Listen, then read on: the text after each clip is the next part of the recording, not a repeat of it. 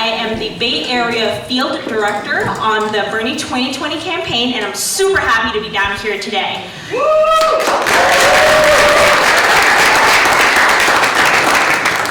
So I'm sure that you all have your own reasons for being here. We all have our reasons for being here. I just wanted to start with sharing my story of how I got to be involved.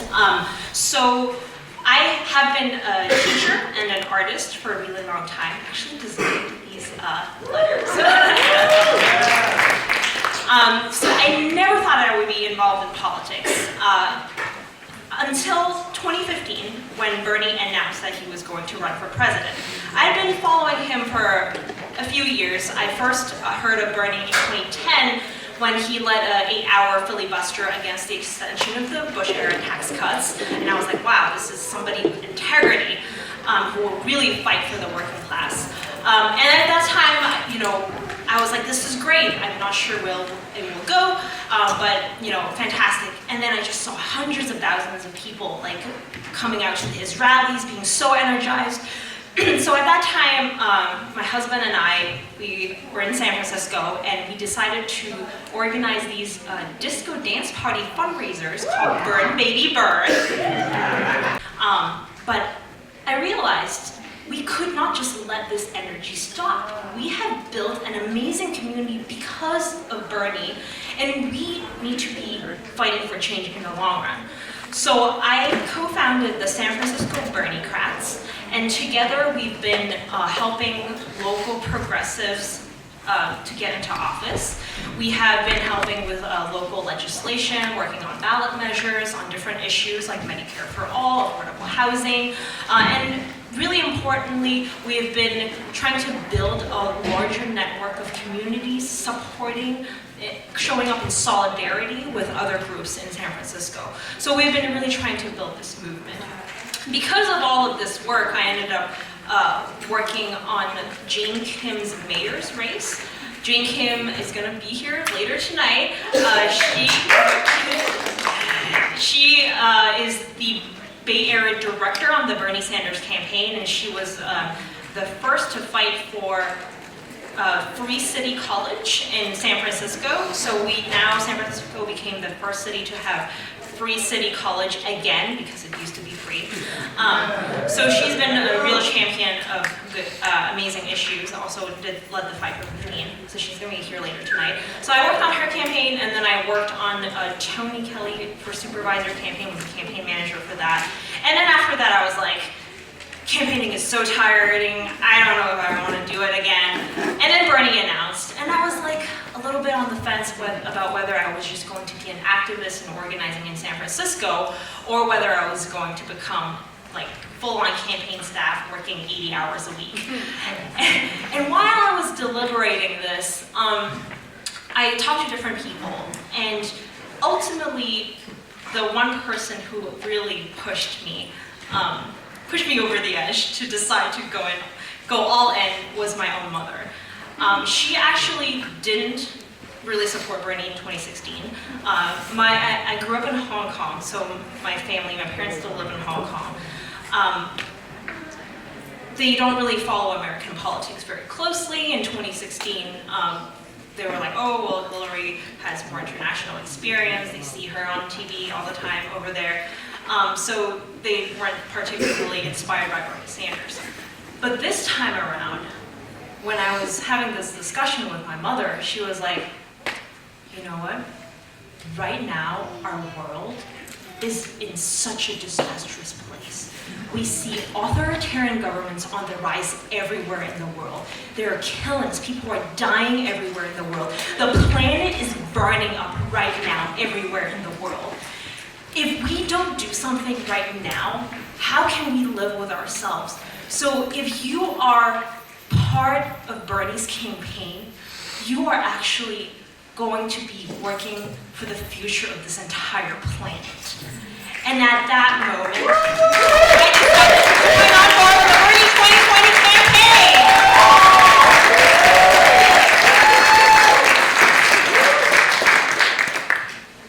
And so, all of you tonight, think about it in those terms as well. It's for the future of our own country. is for the future of the entire world. And so we also, I think everybody here knows that Bernie has the best chances of beating Trump. Yeah. Because Bernie is the only candidate that is not only speaking to the fundamental issues affecting every single American, like healthcare, like education, like a living wage, like immigration. He has been completely committed to these issues for decades. He's also the only candidate who has the largest movement behind him. And the only way we are going to beat Trump is by having this movement. So that is why it is really important for us to be part of that movement and actually turn out to volunteer for Bernie so that we can win back the White House in 2020.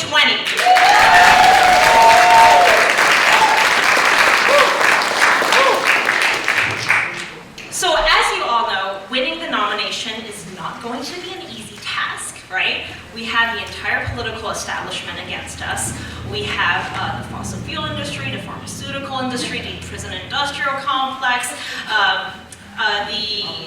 what else am I missing? The military industrial complex, Wall Street, a ton of different things, and the Republican Party and Donald Trump, all of them against us, right? All of that. So, and so that is going to be no easy task for us to actually win the nomination. So the only way that we are going to win this is not by just Bernie as one person, is by all of us rolling up our sleeves, getting involved, and committing to spending every single spare minute we can to volunteer on the campaign and work together to get Bernie elected into the White House. And we are going to start right there, right here, tonight. We are going to start doing this work. So, as you all know, so I'm going to explain a little bit about what this event is, a Barnstorm. Actually, how many of you have gone to a Barnstorm before? Okay, cool. Some of you, so this is new for a lot of people. So all across the first four states and a lot of the Super Tuesday states, we're holding Barnstorms. And the point of a Barnstorm is to explain our strategy and then get everybody plugged into doing the actual work that we need in order to win. And so tonight, we're going to explain, what the campaign is about, how we're going to win, and how you can really make an impact. So you are going to leave here with some assignments tonight, and it's really important that you follow through with those assignments. And we're going to try to make sure that we have some fun as we're doing that too. And it's really important that we are building a people's movement, because for far too long, a lot of people feel left out of the political process. They feel like their voices haven't been heard, and they feel like they just don't want to get involved. The only way we can change that is if we are actually starting to listen to people, listen to the issues that they care about that actually affect their lives, and empower them to feel like we can change this world. So we're gonna get into exactly how we're going to do that in a minute, but just for tonight's program, we have a really jam-packed agenda, and we have a lot of amazing speakers. Your local activists and organizers are going to be helping to run tonight's program. We're going to first get to know each other a little bit, because it's important that we build community while we organize. Second, we're going to explain the strategy, the national and state strategy on how to win. Then we're going to explain our voter contact app and voter contact tools on the campaign. After that, we are going to get you plugged in to volunteering, doing actually the work of volunteering for the campaign, and know how to sign up for that. And then at the very end, we're going to take a giant group photo that may or may not have the possibility to be shared on national social media. So I would really encourage you to stay until the very end of the program so we can take our group photo together. All right, so here we go. Obviously, it's really important that we build community when we are organizing, right? So on that note, I would love for you to turn to somebody you don't already know in this room and say your name, your preferred pronouns, and one thing that is affecting you personally, affecting you, your family, or your community that makes you want to get involved in the Bernie campaign. And try to keep it to 2 minutes each. All right, let's find somebody to share.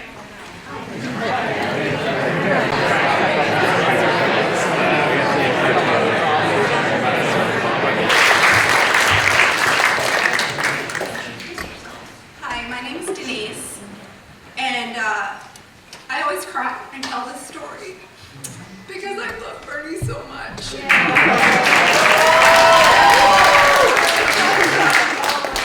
Bernie was the first person who really gave me, like, my dignity back as a person. When I was 21 years old, I was arrested for giving a person a phone number. That's the war on drugs. And that was my crime.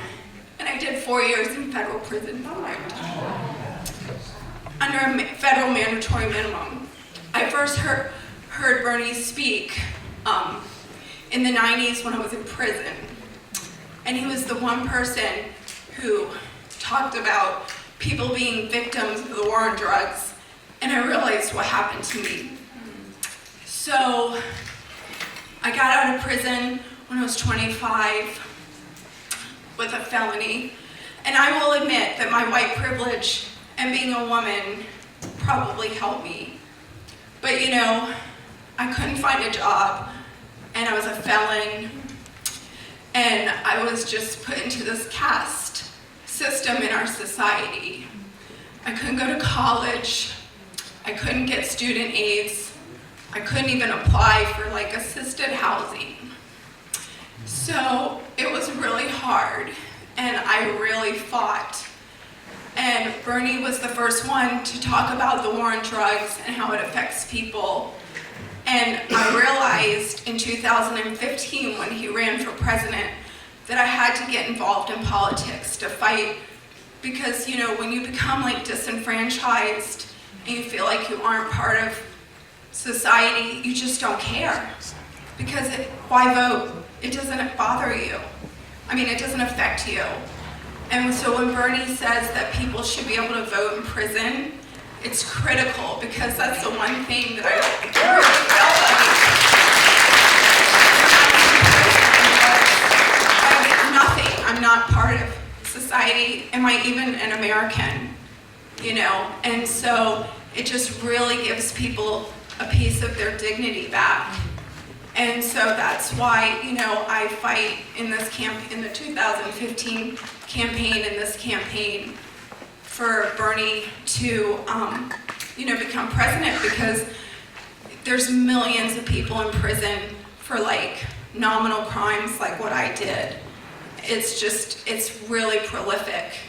And I saw like the darkest underbelly of this country at such a young age. And so we have to fight for these people every day of this campaign.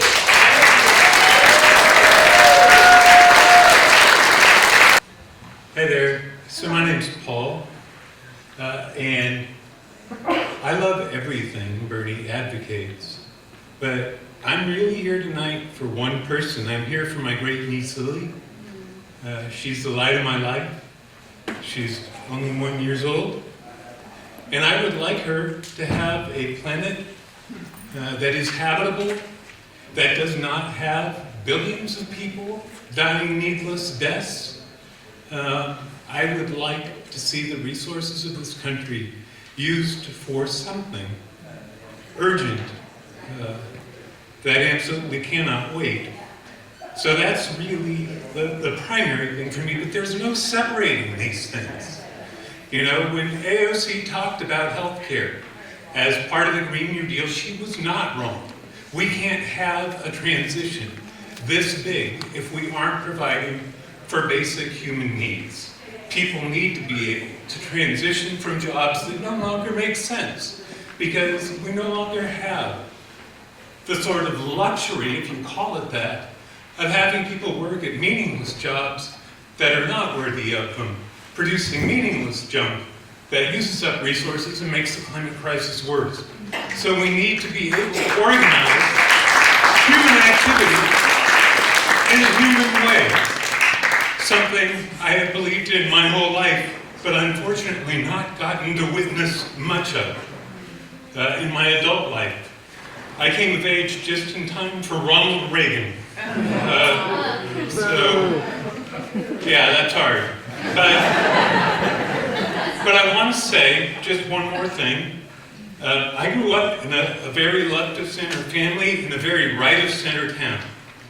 So I grew up in Stockton with parents who came of age in the Depression, who loved FDR, who knew how evil industrial capitalism was in America, who saw us, the only industrialized country on earth in the Great Depression, with no unemployment insurance, with 80% of the population with no savings, with 7 out of 10 households having received less income collectively than it cost to keep a family alive throughout the roaring 20s, while the economy was doubling in value.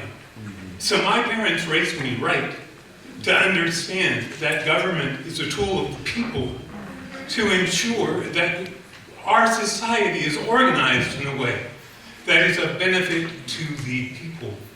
And I think we can actually get that done now. And I think Bernie is the right candidate to win red state voters. Politics is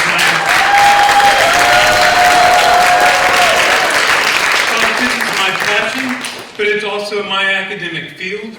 And we are ripe for something called a realignment. That's when one party has been so rigidly unresponsive to the needs of the people for so long that you have a sea change where voters defect. And if we play our cards right, I know it's very hard not to talk about how stupid Trump voters are. All my progressive friends have a tendency that way. But if we could give that up, like giving up meat for Lent or something, just give it up a little bit and focus mostly on this Republican Party that is just a force for evil in the world, and putting a wedge between that institution which will never serve anyone, let alone red state voters. 95 rather, of the 100 poorest counties in America are in red states. Those people need help. Their prospects have been dimming and dimming and dimming and dimming, and the only thing keeping them from us is that they haven't heard a Democrat talk about things that would substantially improve their lives. Absolutely.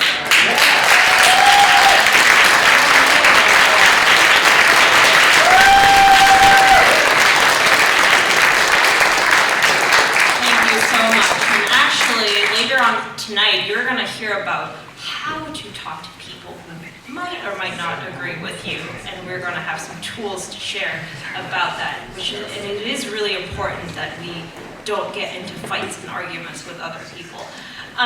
So on that note, I'm going to move on, and I really appreciate our folks who have shared with us today. And we have a long lineup of volunteers who are going to help us out, although I'm looking right now. Okay, I think I'm doing one more part, right, before another person is starting. Okay. All right, so, as we've talked a lot about tonight, it's really important. We only have really 4 months until the primary. We actually have just 3 months before ballots start arriving. So in these next 3 months, I'm going to need you all to do everything that you can, to make a commitment to do everything that you can, to do the hard work to make Bernie Sanders the next president of the United States.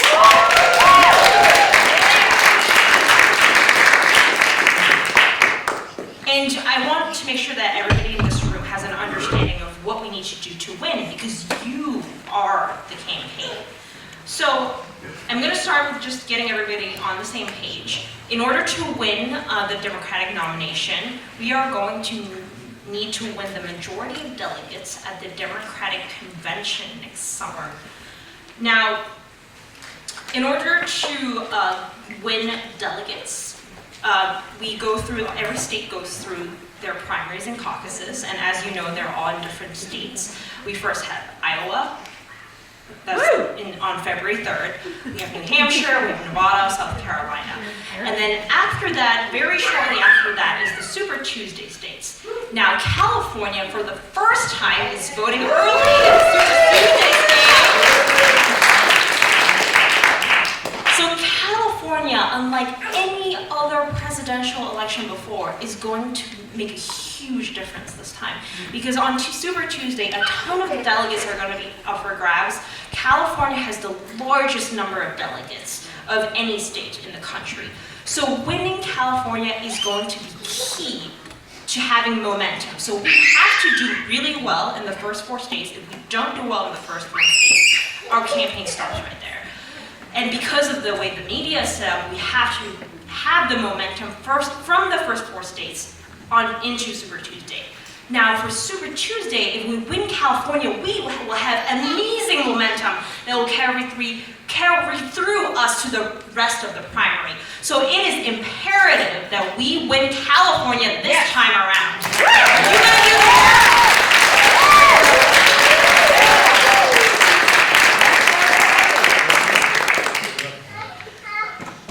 So the majority of delegates are actually won by congressional districts. And this is really important to understand because not only do we want to win statewide, we want to have the popular vote statewide, if we win every congressional district, we will be able to collect the maximum number of delegates possible. And that is really important to understand because when we break it down, you will see that actually the number of votes needed to win an extra delegate is relatively small. It's within our reach. So it is really important for us to be putting resources in the right place to turn out and persuade voters to win those delegates. I am going to turn it over to our next speaker, which is, I think, Angela, to explain to you more about this. Give it up for Angela!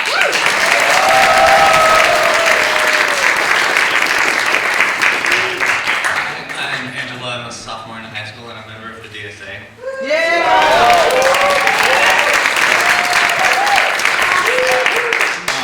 So we're sitting in the 20th and 18th district of California. Let's assume that 200,000 people are planning to vote in this district in the Democratic primary on March 3rd. I want to think about what it would take to be the first place district. I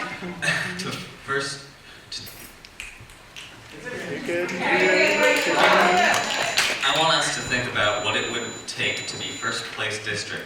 Let's imagine it is 3 months from the election day, and Joe Biden is pulling in first. If the election were today, Biden would win by just 10,000 votes. Now in campaigns, we have 2 strategies for making up for a vote deficit: turning out and persuasion. And both are critically important. Let's talk about the difference. Turnout is finding people who support Bernie, but who aren't planning to vote in the primary, and convincing them to vote. These are people who, if we can get them to the polls, they'll vote for Bernie, but who need an extra nudge, reminder, or motivation for actually turning out and voting. How many of you know one person who doesn't vote, but who you think could be convinced to turn out and vote for Bernie? Amazing. That's great. Okay, now, persuasion, on the other hand, is persuading someone who's already going to vote, but who is either undecided or leaning towards one of our opponents, and convincing them to vote for Bernie, of course. So someone who is one of those people who is already voting, but who is undecided or leaning towards another candidate. How many of you know someone who's planning to vote in the 2020 primary, but who is still making up their mind or leaning towards another candidate? I see a lot of hands. But that means that if we convince just one undecided friend, each of us, to vote for Bernie, we would effectively net double that number of hands, votes, for Bernie.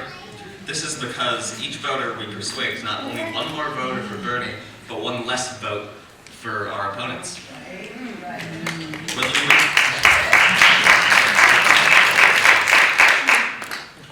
Whether we are talking about persuasion or turnout, the task ahead of us is to inspire people to take an action that they otherwise would not take. And that is really hard to do. This is a challenge that has been studied for practically all of modern human history. Political scientists, psychologists, behavioral scientists, and more have devoted lifetimes to studying how to best influence the actions of others. So, what do we need to do about persuasion? The research has found over and over again that what every good organizer already knows: the single meaningful one-to-one conversations where we share our own stories and motivations are really effective. This is because we are social, empathetic animals. In other words,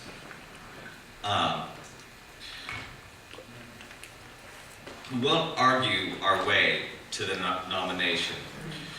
When we share familiar and relatable parts of our own stories, we are opening the door for others to resonate with our motivations for Bernie, without putting the voter on the defensive. That's why we started today's event by sharing our stories and hearing stories from the audience. How many of you can relate to one of the stories that you heard at the beginning of today? See, if you look around talking about your own struggles with student debt or the healthcare system or other various things, with an undecided voter is going to be much more powerful than an abstract political argument. And now I'm going to turn it on to Julian.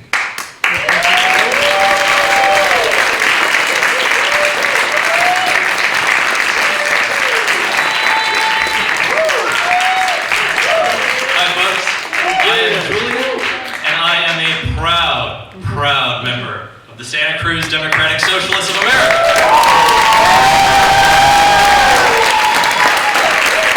So, in our example, we talked about Joe Biden having a lead in our district of 10,000 votes. Now, that can actually be good news for us if we acknowledge the power that we have in this room right now. What should we do if Joe Biden's 10,000 votes ahead of us? What should we do as the Bernie campaign? Should we just buy a bunch of TV ads? No. Should we just take a ton of corporate money? No. Should we water down our political views? No. No. We got to build a powerful, fighting, diverse, beautiful, grassroots organizing machine here in the 20th Congressional District.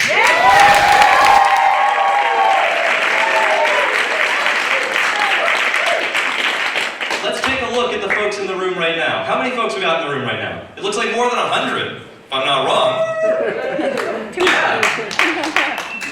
So, if every person in this room asked 10 other folks that you know who might not be voting yet or might not be decided, and you got those folks to turn out and vote for Bernie, how many more votes would that be for Bernie? That would be 1,000 votes, 1,000 plus votes. Yeah. For a 10,000 vote deficit, that's already making a big change, taking a big chunk out of that number. Now, what if each person in this room also talked to 5 people that we know who kind of know about Bernie but are currently leaning towards someone else in this primary? And we convinced those people by persuading them to vote for Bernie, and we got them to turn out for Bernie. How much of a difference would that make? Yeah. because that would not only be 500 plus more votes for Bernie, it would also mean 500 plus less votes for the other candidates in the primary. And that's just with the power of the people in this room right now. So, now imagine that every person in this room also found someone who isn't involved in politics yet, but knows about Bernie, supports Bernie, and you got that person to do exactly what we had just talked about doing. That person recruited 10 other folks to also turn out and vote for Bernie, and they also convinced 5 people that are on the fence to vote for Bernie. How much of a big difference, how much of a change would that make? Huge. Huge. So, if we need to make up 10,000 votes to make Bernie win our congressional district, think about the power that we have in this room right now and the difference that we can each do just with the connections we already have. We're not even talking about knocking on doors yet, just that we already have. It's huge. So please do that. I'm going to turn it over to Gracie.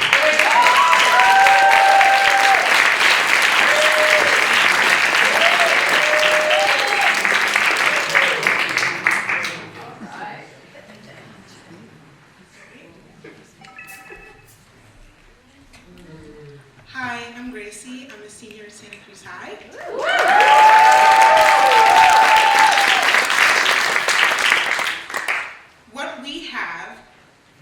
What we have is head and shoulders above any other candidate in the race. We're going to call this friend-to-friend campaigning. As you've heard, friend-to-friend campaigning makes a measurable difference. Impacting the number of votes and delegates that Bernie wins, and brings us one step closer to getting Bernie Sanders the presidency. Some of you may be asking yourselves, how is friend-to-friend organizing any different than what I already do? I already talked to my friends about Bernie. Well, during elections, it's very common for us to talk to our friends, families, and colleagues about the race and the candidates. But until now, those conversations have been usually random and inconsistent. The difference is that when we have friend-to-friend organizing for Bernie, instead of having random and inconsistent conversations, we are going to be having intentional and ongoing conversations with every person we know. This would be a lot of conversations to keep track of. So now you're probably also wondering, how am I going to keep track and remember all these conversations? The campaign has a revolutionary new app called Burn that helps us do just that. Wow. Yeah, you can see the app right here. This is what our revolutionary campaign app Burn does. So if you want to take out your phone, go for it. The Burn app allows you to build a list of people you know and track the conversations you have with them and more. So that is the other major difference between friend-to-friend organizing and casual conversations that we usually have during elections. When we have friend-to-friend organizing, we are systematically tracking our relationships to voters and logging where they stand on the candidates. Let me give you a minute if you're still searching that. While you may have worked before tracking conversations with voters who are strangers on phone calls or knocking on doors, believe it or not, even though there's a bunch of technology out there that allows volunteers to keep track of their conversations with voters while knocking on doors or making phone calls. Until now, there's no real way that allows volunteers to keep track of how you could organize the voters in your life. So we are very excited for this cutting-edge voter engagement effort. No other campaign can accomplish the personal outreach that we can. We just have to put in the effort to win. You will be the organizers. You will be you will be the one who organizes the victory for Bernie Sanders. If you didn't download the app when you first walked in, I'm going to give you another moment to download it right now from the Apple or Google Play stores.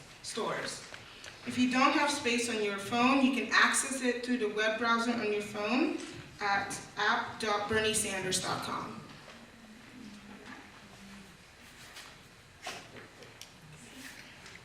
Takes a while. You can quickly log in.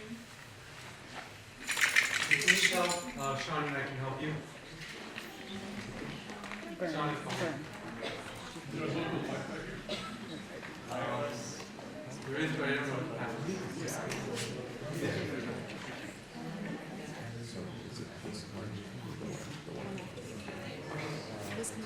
I'm going to start up again.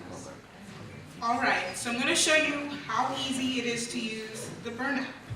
So you're going to open up the app, and you're on the little dashboard. You will see Manage and Add Friends. Once you click that button. Okay. Notice that when you add a friend to Burn, you are not giving the campaign your friend's contact information. You are not opting them in for communications from the campaign. There are no fields to even input phone number or email. You are the campaign's point of contact for your friends. When you need to get important voting information to your friends, we're going to get it to you. Let's do a sample one together where we all, for practice, let's all add Jane Sanders as a friend in Burn. So we're going to look up Jane's voter record. We don't know Jane's zip code. That is fine. We just need her city and her state. We know Jane lives in Burlington, Vermont. Then we indicate that Jane is a strong supporter and that she is not interested in any other candidates. If we don't know how a friend is feeling, we can edit that information and add later. It is very, very important that you do not guess how your friend feels about another candidate. If you don't know, you should just leave it blank. Then we click Save, and we can see Jane is now in our friends list in Burn. When it is time for Jane and others in our friends list to vote, you will get your friends' voting information. We will send you your friends' polling locations and information on how to help your friend register or change party affiliation if necessary. Remember, you are the campaign's point of contact for your friends, and we are counting on you to turn out and persuade your friends. Now I'm going to turn it over to Anton. Hey, hey! We just heard from Gracie really a lot of detail about, why the Burn app is so important. And actually, I've seen data on comparing all the different methods of voter contact. Friend-to-friend organizing is by far the most effective way to organize voters, because people listen to people they know. They listen to their friends, they listen to their families. It's much harder to convince somebody when it's a stranger calling on the phone, right? So friend-to-friend organizing is the most important way, most effective way to talk to voters. So right now, we are going to spend around 10 minutes, and I would like you all to add as many people as you know onto the Burn app. So most people can usually add 12 to 15 people in 10 minutes, and think about your friends, your colleagues, your family. They can live here in Santa Cruz, they can live down in San Diego, they can live all on the way to the other side of the country. They can be on the East Coast, and you can still add them to the Burn app. So spend 10 minutes right now, and let's really focus and silently add as many friends as we know. If you don't have access to the app right now, you can either pair up with somebody and watch them how to do it, or we can give you the sheets of paper and you can start brainstorming people that you can add when you get back home. So let's have 10 minutes right now. I really appreciate if people will start listening. As we talked about in the scenario earlier, just the people in this room can make a huge difference into the vote deficit in this congressional district, right? We talked about like 1,000 plus, basically I think it was like 4,000 total if we both turn out 10 people, persuade 5 people, and get a front to double our efforts. That would be 4,000 votes for this 10,000 vote deficit in this congressional district. So that is a huge difference. When I asked you to add your friends, how many people were able to add at least 5 friends? Nice, awesome. How many were able to add 10 friends? Ooh, good job, thank you, great. So, as we talked about, it's really important that we make a personal commitment to organize our own networks, to organize the people that we know in our lives. So I'm actually going to ask you to make this commitment onto the Burn app as well. I'm going to ask you to go to my profile on the top right corner of the Burn app. If you tap on my profile, and if you need help, Glenn might be able to help you, Sean might be able to help you. If you tap my profile, go to edit profile, and you can enter your detailed information a little later, but if you scroll down to how many friends can you commit to adding in Burn, how many friends can you commit to adding in Burn? I would like you to think about your own networks. Most people can add at least 40 people. That is the average that we've had. Most people can at least add 40 people that they have a pretty good relationship with on a daily basis, or can call up and talk to. And I'm sure a lot of you have like hundreds of Facebook friends too, right? That you might not talk to all the time, but that you can reach out to as well. So I would like you to think about and type down how many people are you committed to talking to within your personal network. Take a minute, or shouldn't take a minute, but take a few seconds to type that in. Once you've typed in a number, I'd like you to stand up. So if you have typed in a number, can you please stand up? Great, great. You type fantastic. Some of you are still working on it, almost there. Fantastic, fantastic. Great. So remember, it is my profile, edit profile, and then you scroll down how many friends can you commit to adding in Burn. It's weird. Okay, we have most of the room. It's like, what the fuck? Okay, for those who are standing, thank you so much for making a commitment to talk to your friends. All right. If you committed to adding 10 people or less, can you please sit down? If you committed to adding 10 people or less into the Burn app, can you please sit down? All right.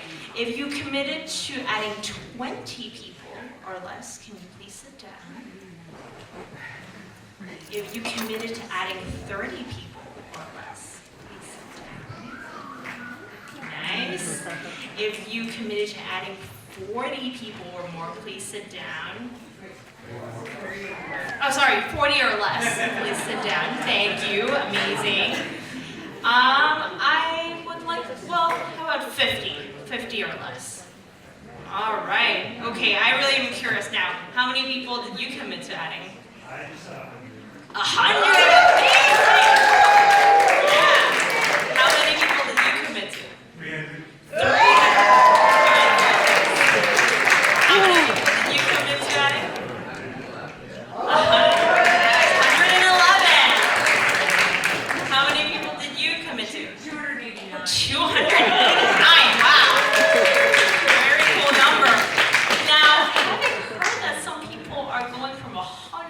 to 300. Everybody, would you reconsider upping your numbers a little bit, especially if they were 10 or under? Maybe you can up your numbers a little bit. I'll give you a chance to change your number right now. And then you can scroll down to the bottom and you can click Save My Profile so that that is saved, so that you have told us that you have made a commitment to talk to up to 300 friends, maybe, in your own networks. Fantastic. Thank you so much for making those commitments. That is going to make a huge difference in us winning this election. Give yourselves a round of applause.